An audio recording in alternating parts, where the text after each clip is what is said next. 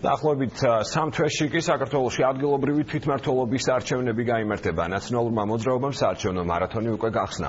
ადგილობრივ არჩევნებში ყოფილი სახელისუფლებო გუნდის თავმჯდომარე დედაქალაქის ყოფილი მერი და თბილისის სიის პირველი ნომერი გიორგი უგულავა იქნება. რატომ გადაწყდა, რომ უგულავა თბილისის მერის პოსტზე კენჭისყრას აღარ აპირებს, რა ხდება ოფიციალური განცხადებების მიღმა კულუარებში და დასახელებული ორი კანდიდატინა რეალურად ვის უჭერს მხარს ნაციონალური მოძრაობა. თაწმინდის მოქმედ გამგებელს ნიკა მელიას თუ დეპუტატ გიორგი ვაშაძეს. მიიჩნევენ თუ არა თავს ერთმანეთის სერიოზულ კონკურენტებად ნაციონალების ფავორიტები. ის რაც ღიად ჩანს და ის რაზეც ღიად არ საუბრობენ. კულუარული დეტალების გარკვევას ინგა გრიგოლია შეეცადა.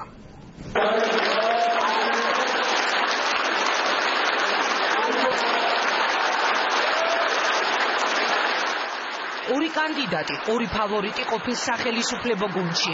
აქედან ერთს, როგორც ამბობენ, გიგი უგულავას მხარდაჭერა აქვს, მეორეს კი მიხეილ სააკაშვილის. მათ შორის მძაფრი კონკურენცია მერობის კანდიდატებად დასახელების პირველივე დღეს ღიად გამოიკვეთა. ნიკა მელიაზე რა სიტყვით არის შანსი რომ ნიკა მელია ჩემი მეგობარია, თუმცა მე არ მივიჩნევ ხა სერიოზულად თქვა პრაიმერის პროცესს. მას არ მიაჩნი ხარ თქვენ სერიოზულ კონკურენტებს?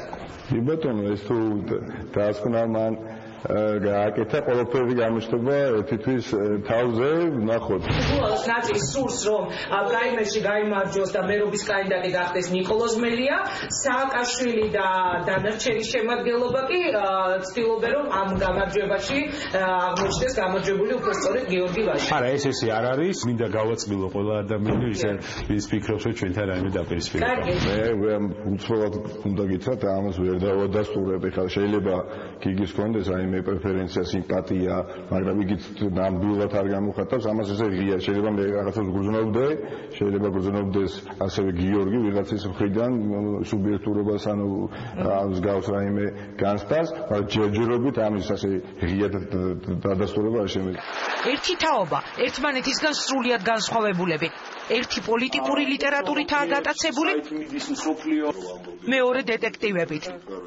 ერთი ახალაშენებულ კორპუსში მცხეთის ქუჩაზე 60 ოთახიან ბინაში მეუღლესთან და ორ შვილთან ერთად ცხოვრობს, მეორე მშობლებთან და დასთან ერთად 1914 წელს აშენებულ ისტორიულ სახლში, სადაც ბევრი ცნობილი ფილმია გადაღებული, მათ შორის დათა თუთაშხია.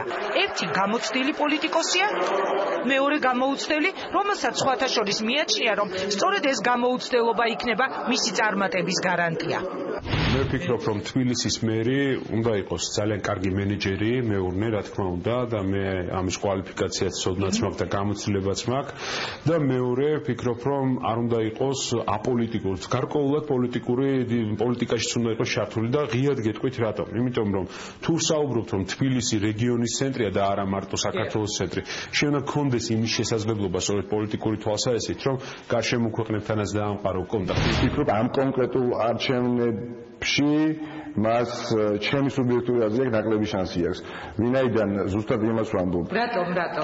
ისეთ პოლიტიკიდან, როდესაც შენ ხარ აქტიურ პოლიტიკაში, რეალურ აქტიურ ეროვნულ პოლიტიკაში, ხომ? გამორიცხულია შენ დაივიწყო გუშინდელი დღეს რეალური პოლიტიკა და არ გამოყეს ის დაუშვათ მაცდუმებელი თვისებები, რაც უკავშირდება რას?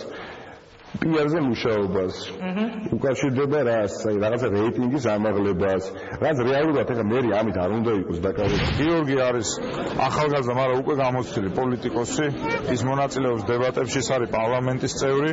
ნიკას აქვს აბსოლუტურად სხვა აქცენტი და აბსოლუტურად სხვა ნატურა. ის არ უდგება ამ საქმეს როგორც პოლიტიკას და თბილისელების უმრავლესობას სხვათა შორის ასე აფასებენ, რომ უფრო მეტად სამეურნეო და მენეჯერული საქმიანობა.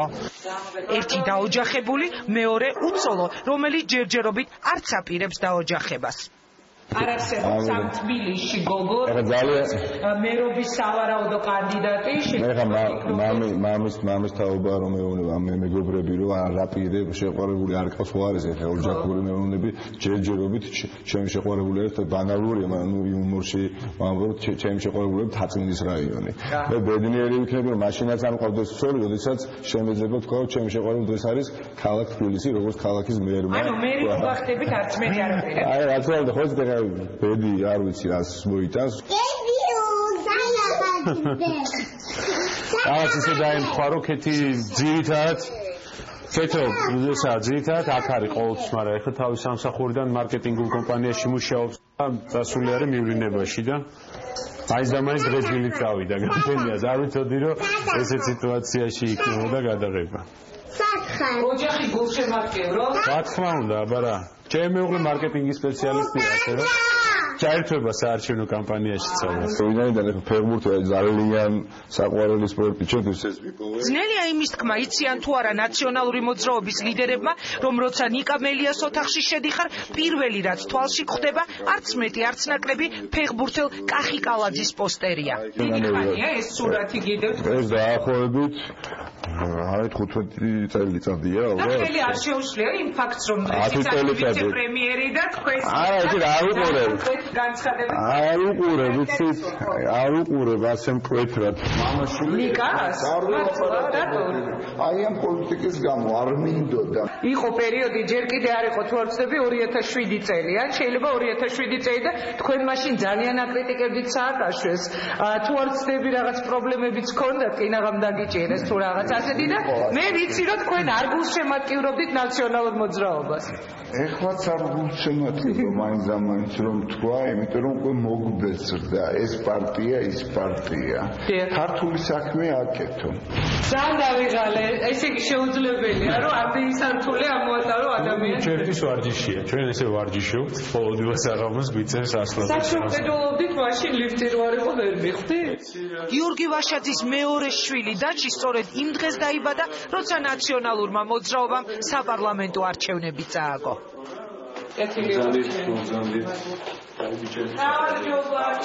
თავად თვლის, რომ უალტერნატივო კანდიდატია. დიდი უგულავასი, როგორც ყოფილი მერის და რას თვლით მის მინუსად, იმას, რასაც თქვენ არ გააკეთებდით არასდროს თუ კი მერი იქნებოდით. პარტიული ვალდებულებების მიღების შედეგად მე გეტყვით რომ ღია თქვათ რომ გიგიმ ძალიან ბევრ რამეს მიაღწია თბილისში, ძალიან ბევრ რამე გააკეთა, მის ახლოს უკავშირდება დასუფთავების სამსახურის აწყობა, გზები, ინფრასტრუქტურა, გამწვანების გარკვეულწილად მოგვარება და ასე შემდეგ. ეს მნიშვნელოვანია. მე რასაც ვიტყვი მოსახლეობას, ასაც ვიტყვი, მე გაცილებით ახლოს ვიქნებით თითოეულ ოჯახთან. პოლიტიკურ საქმიანობას თუ ან მერობისას თუ შევაფასებთ გიგი უგულავას, მინუსი ალბათ ის იყო, რომ ის თუ უფრო ნაკლებად იქნებოდა იმ პოლიტიკაში, რეალურ პოლიტიკაში ჩართული, ბევრად უფრო მეტად წარმატებული მერი იქნებოდა. დღეს იმაზე არ ფიქრობენ, რომ რეალურად დიდი ბრძოლა მოსაგები ქართულ ოცნებასთან აქვთ. მათ ჯერჯერობით ბრძოლა ერთმანეთს უნდა მოუგონ. ნაციონალურმა მოძრაობამ არ იცის საბოლოოდ ვინ იქნება მერობის კანდიდატი, თუმცა უკვე გადაწყვეტილია, რომ სიის პირველი ნომერი გიგი უგულავაა. გიგი უგულავა იქნება ნაციონალური მოძრაობის მომავალი საპრეზიდენტო კანდიდატი. ეს კითხვა მე გამიჩნდა და მაინტერესებს თქვენი პასუხი. ნამდვილად ვერ გეტყვით. ამასაც პრაიმერი გადაწყვეტ თავის დროზე. მისი გეგმები, რა თქმა უნდა, პირველ რიგში მის გადასაწყვეტია და უკვე შემდეგ მთელი პარტიის მხარდასაჭერი. გამოცდილი პოლიტიკოსები ჯერჯერობით დუმან, თუმცა იმას, რომ უგულავას კანდიდატურა მომავალი საპრეზიდენტო არჩევნებისთვის უკვე განიხილება, ადასტურებენ ნაკლებად გამოცდილები. უგულავას გუნდი თბილისის საკრებულოში, როგორც აღმოჩნდა, ამაზე უკვე ფიქრობს.